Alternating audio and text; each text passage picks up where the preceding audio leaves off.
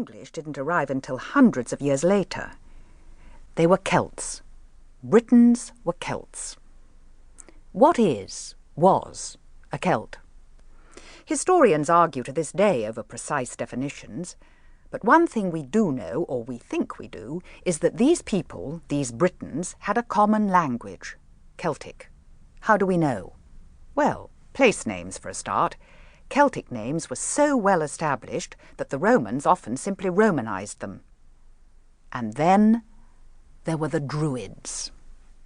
The whole Gaulish nation is to a great degree devoted to superstitious rites, and on this account those who are afflicted with several diseases, or who are engaged in battles and dangers, either sacrifice human beings for victims, or vow that they will immolate themselves. These employed Druids as ministers for such sacrifices, because they think that unless the life of man be repaid for the life of man, the will of the immortal gods cannot be appeased. Tacitus, writing much later, gives an even more alarming picture of the Druids. By this time, the invasion had taken place, but the fearful sight of Druids had not been forgotten. Just listen to this. The enemy, he tells us, was arrayed along the shore in a massive, dense and heavily armed line of battle. But it was a strangely mixed one. Women, dressed in black like the Furies, were thrusting their way about in it, their hair let down and streaming, and they were brandishing flaming torches. Around the enemy host were Druids, uttering prayers and curses, flinging their arms towards the sky. The Roman troops stopped as if their limbs were paralyzed. Wounds were received while they stood frozen to the spot by this extraordinary and novel sight. So this is Britain in the year 55 BC. Farms, hamlets, and even villages. We see the introduction of hedges and boundaries, which suggests a form of regular and marked ownership of land. The river valleys are becoming more populated because of organised agriculture. We have the beginnings of industrial pottery.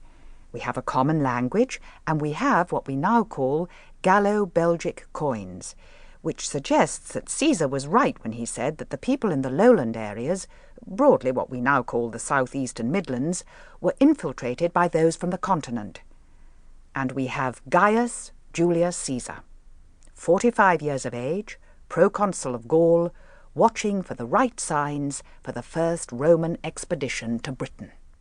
Caesar saw the Britons as a tougher and coarser branch of the Celtic tribes whom he was subduing in Gaul.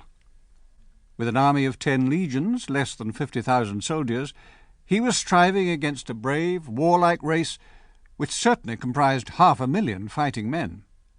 A raid upon Britannia seemed but a minor addition to his tolls and risks. But at the seashore, new problems arose. There were tides, unknown in the Mediterranean. Storms beat more often and more fiercely on the coasts. The Roman galleys and their captains were in contact with the violence of the North Sea. All that mattered was to choose a good day in the fine August weather, throw a few legions onto the nearest shore, and see what there was in this strange island after all. It is now August in the year 55 BC. Gaius Julius Caesar was camped on the shores of what we call Boulogne. Across the narrow seaway, the Britons knew he was there and what he was planning. These Britons had fought in Gaul alongside Caesar's men. They knew what he was capable of and what he might do with that capability. Some of the tribes sent envoys to Caesar. They didn't want to fight.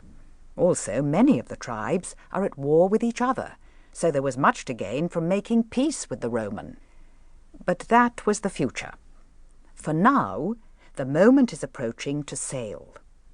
At Boulogne, Caesar has his main flotilla made ready, about 80 transport vessels and warships. Not far away, probably at Ambleteuse, more transports and the all-important cavalry. The main force is perhaps 2 legions strong. In the van, Romans. It is now very dark, although there is a full moon. Caesar is not a sailor, and these are not the tideless waters of the Mediterranean. There is much drama to come. Caesar sailed at midnight, and with the morning light saw the white cliffs of Dover